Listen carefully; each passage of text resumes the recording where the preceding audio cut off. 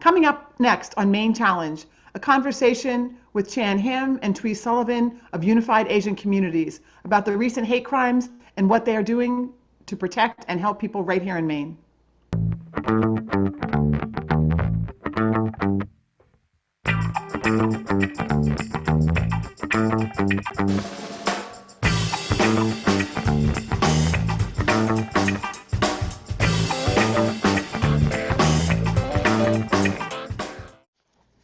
Hi, and welcome to Maine Challenge. I am sure that all of you have watched with horror, as I did, the events that unfolded in Atlanta last week. Today, we are very excited to have with us two amazing women from Unified Asian Communities to talk with us about their personal experience, what's happening in Maine, and most importantly, what's being done to start to address the kinds of racism and hate crimes that we see in Atlanta and that we know are not new to the United States and certainly not new to Maine. So I'm very happy to have with us today Himm, who is the CEO and founder of Unified Asian Communities, and Thuy Sullivan, who works with the Portland school system, who is on the board of UAC, and it is wonderful to have you both with us. Works at WEX. She is a translator. She is worked to start the Cambodian Association of Maine. She's also a mom. Thuy works with the Portland Public School Department and works with Vietnamese families to help them navigate both school and all the surrounding issues, both during the pandemic and beyond. So we are very pleased that you've taken time to be with us and to talk about what's happening here in Maine. It's so important, and I am so grateful for you being here. So thank you both for joining us today. So I'd love to start with each of you just giving us a little bit about your story, how you came to Maine, and sort of what got you to this moment right here. And maybe Chan, if you would start, that'd be awesome. Thank you so much. Thank you again for having us both here today. Just want to introduce myself. My first name is Chanbopha.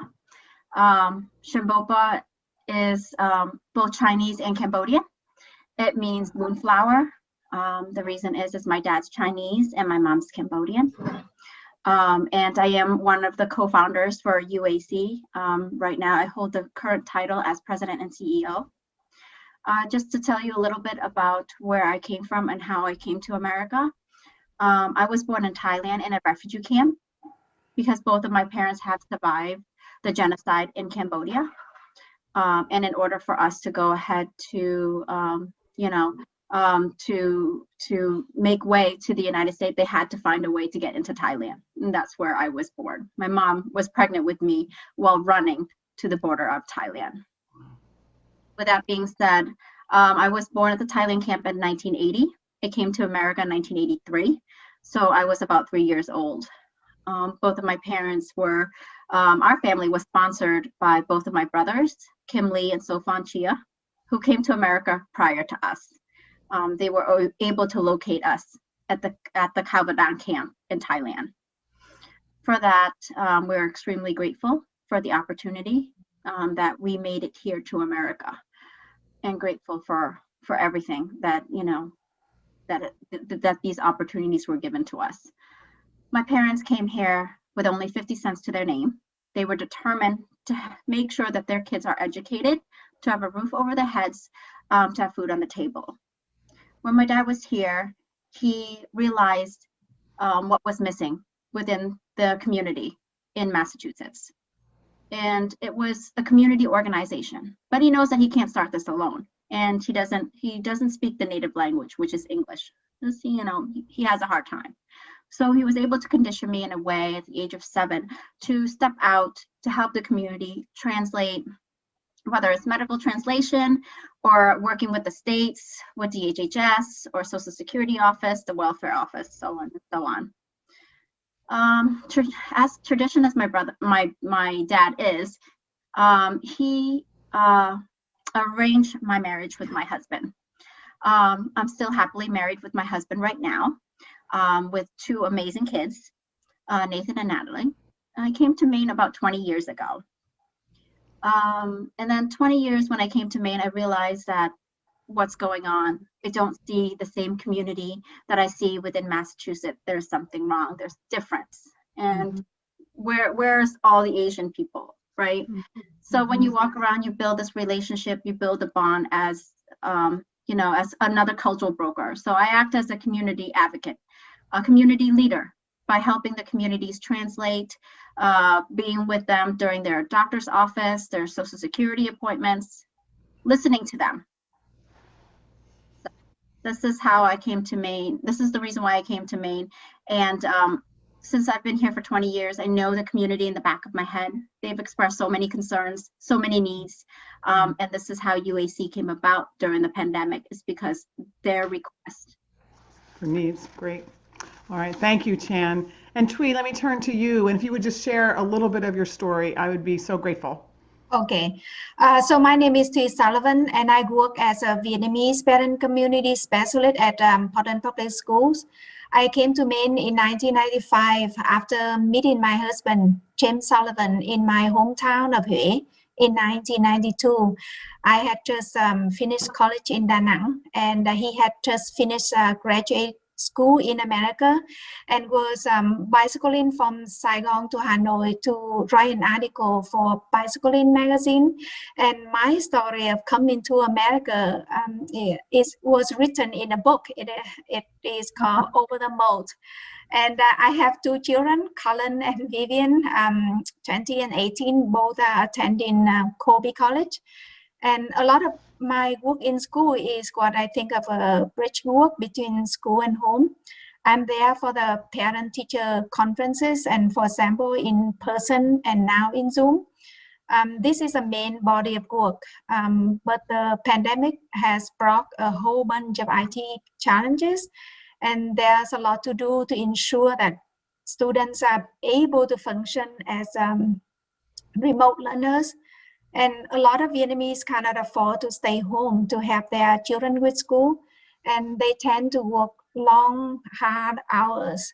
And because they didn't go to school in America, and because they have limited English, they really don't have the means to have their children learning, and they really don't understand how the school system in America works.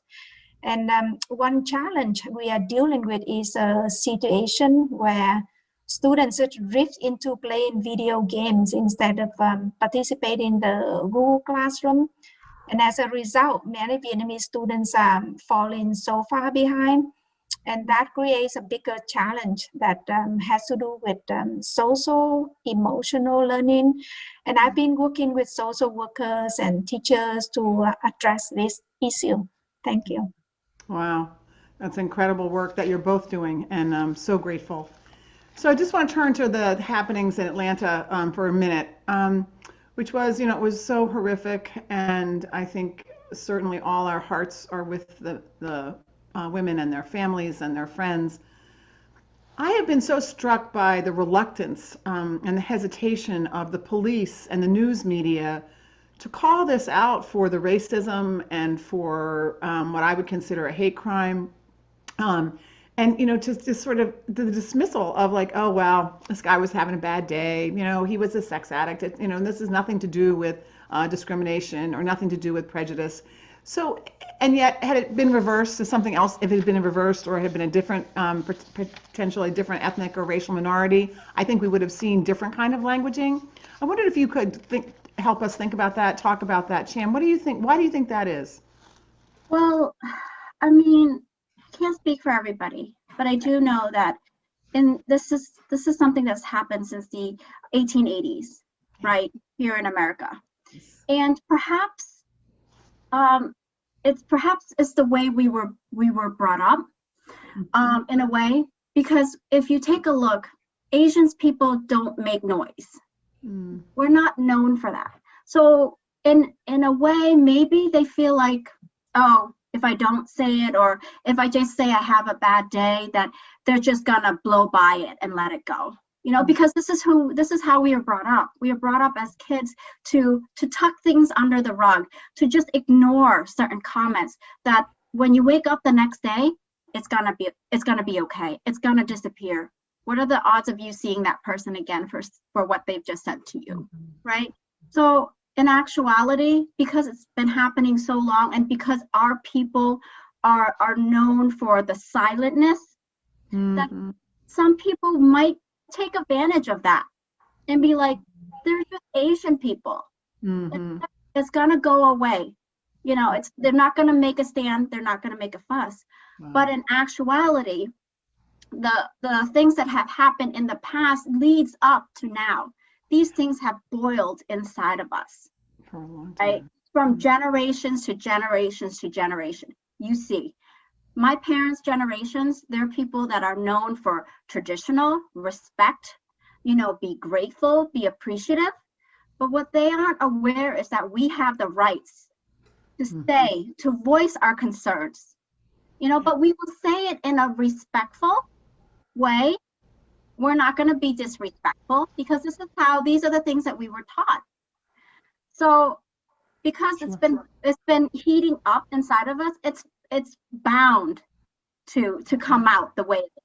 And I'm going to have Thuy touch base a little bit on what is going to happen, you know, after certain remarks that were made from prior leaderships that we've had here within the United States. So it just so happens that it's during the pandemic.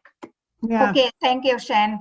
So actually that this then pandemic really created a new range of problems, and there really wasn't any need to call COVID the China flu or Kung flu, unless that you were trying to light up the anger against Asian people. And we all know the virus got off the ground in Wuhan, but the decision to keep talking about the virus that way just gave to many people the freedom of demonize Asian people. And you see this in the news, and then you go out in public and you wonder if the people who are moving away from you are really doing so because you are Asian and they think somehow you have the virus.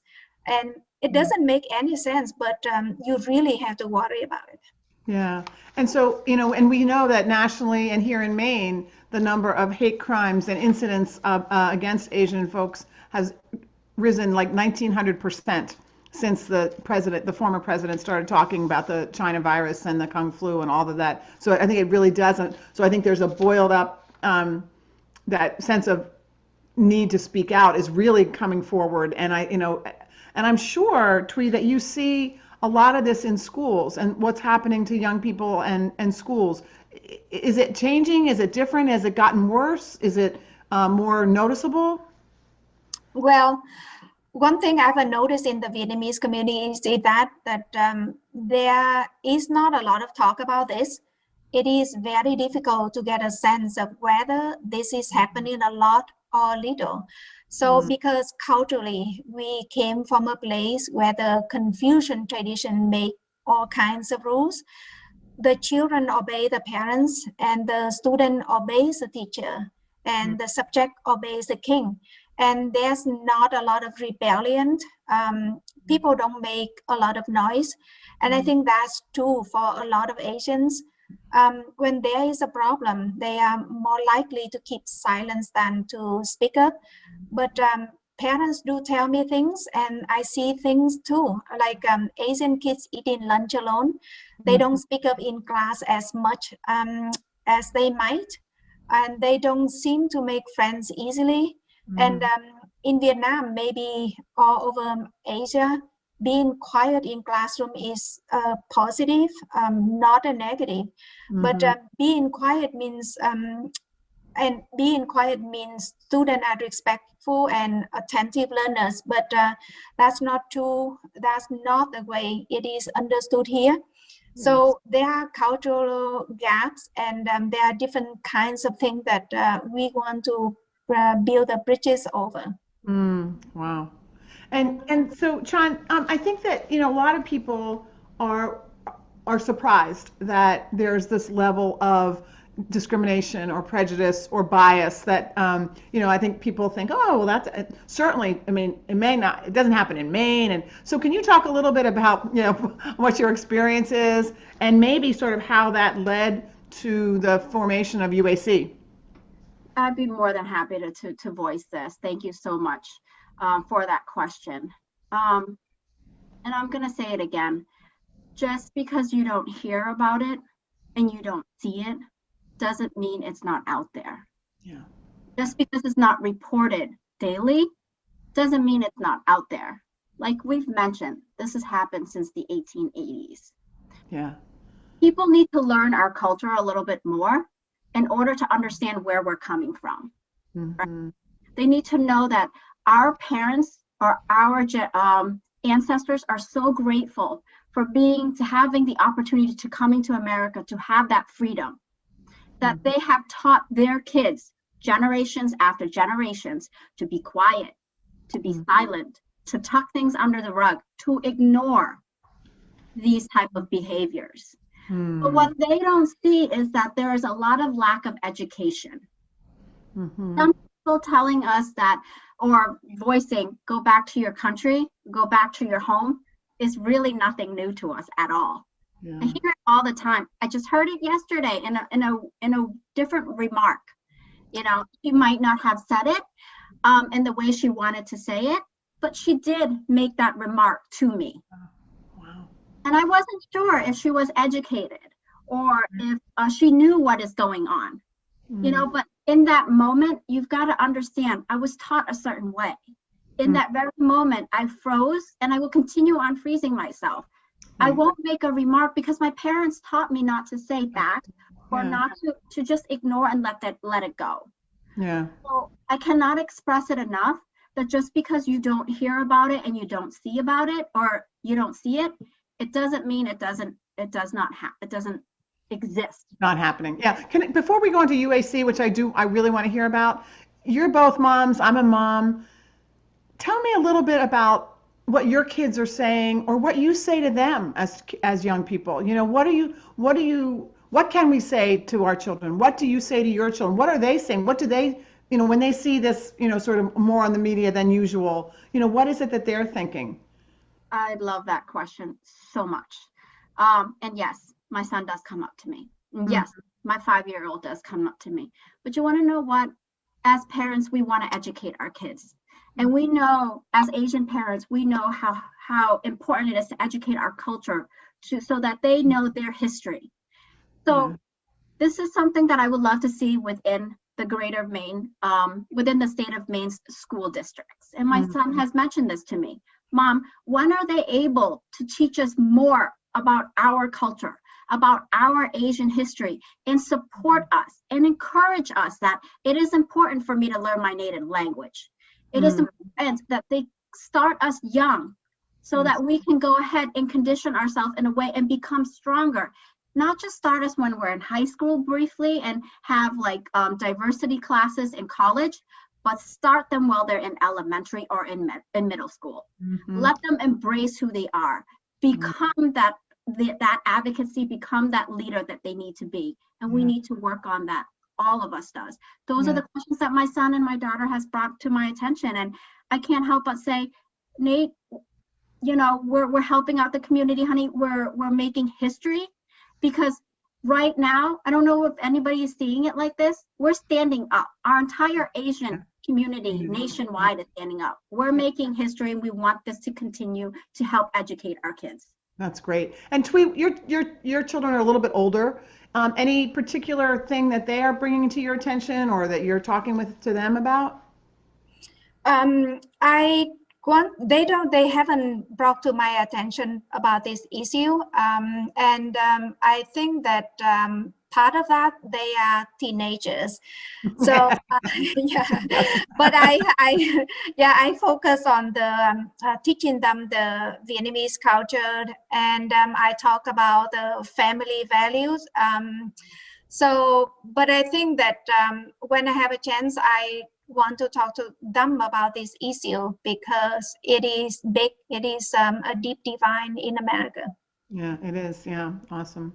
Okay, so let's pivot a little bit to the formation of UAC, because I know that you have both worked really hard at that, and you're doing some amazing work. So, and I know it's become a resource so much for Asian communities all over Maine. So tell us a little bit about how it started and where you are and what you're doing with it now.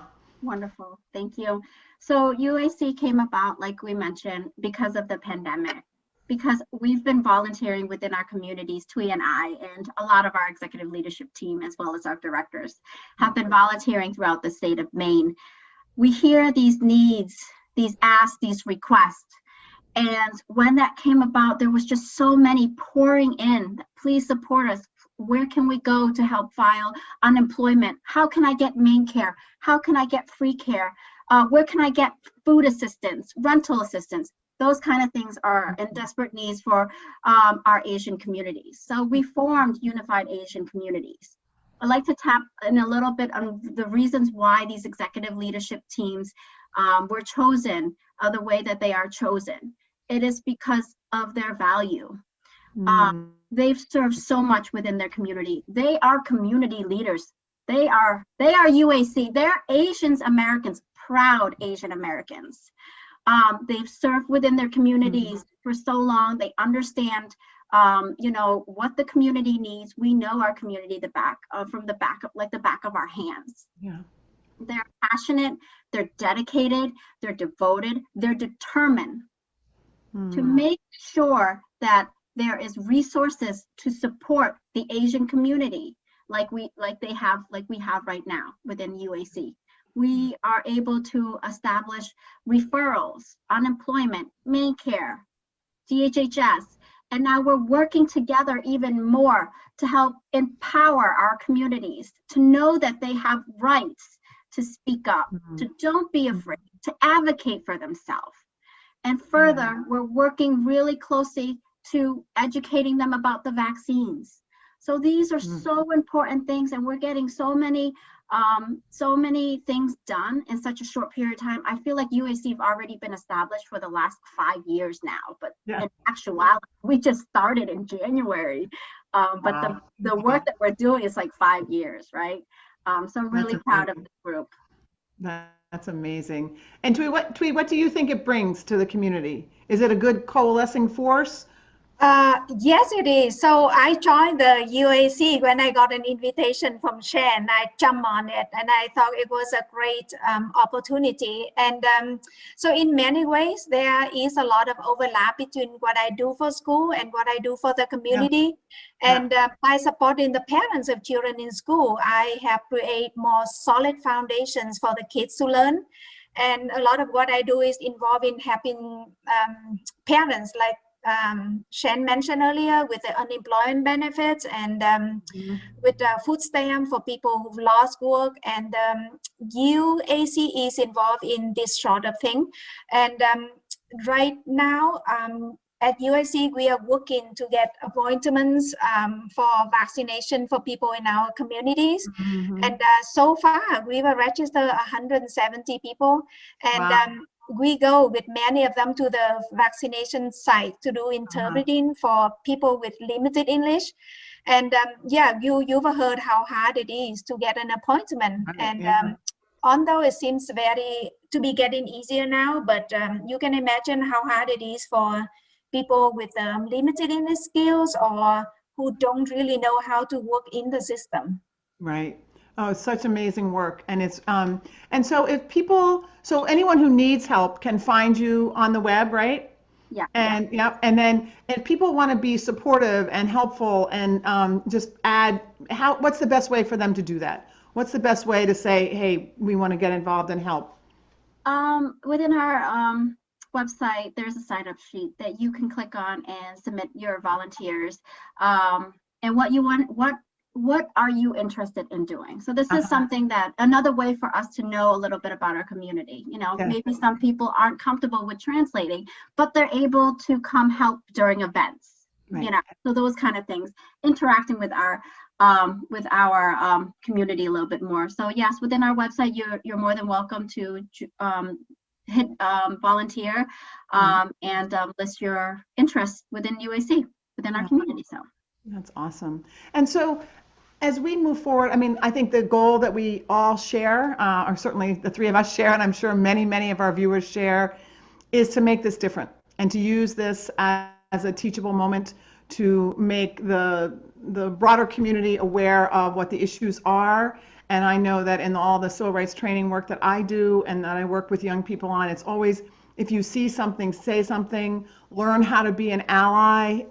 Learn how to, to raise up other voices, but also be there for support when you can. So is there any one, we're running out of time, which is unbelievable, but if there's any like one tip on how to best be an ally, if you could say to someone, what I really want you to do is, what is the what is the best way for someone who wants to be an ally? What's the best way for them to show up that way? Thuy, any thoughts? Allies. I don't think that there's really quick solution to this racial discrimination and to be an ally. I think that right now volunteer, we need a lot of volunteers because there's so much need in the community, in the communities, and people come up to me and then ask for different kinds of help, and I am alone. I mean, I have a Vietnamese co-worker within UAC, but I think that he's a student and I have worked with I have a job with Portland Public School. I cannot do a lot of things. So I mean, volunteer work and to have our communities, to have the parents, that could be great. Great, awesome. Chan, your last thought? If there is something that we would like for you to do today and going forward, is to be kind, to be respectful, to have compassion, to know that we belong here, not just in Maine, but in the United States of America. A lot of our kids are born here and we're gonna stay. But if we can ask one thing, and that one thing is to just please be kind to each other, be kind to the neighbor that's next door to you. You don't know what their problems may be. Yeah. Well, that is a perfect way to end. And I am so grateful for you joining us today on Maine Challenge, and to all the viewers who watched. And I'm really grateful for the amazing work that you are doing, and look forward to supporting as an ally in the ways that I can, and the ways to spread the word, to make sure that people know that this is happening and that we have ways to address it. And it's time that we become better educated, that we become more compassionate, and always be kind. So thank you so much, Thuy. Thank you so much, Chan. And I look forward to crossing paths with you again.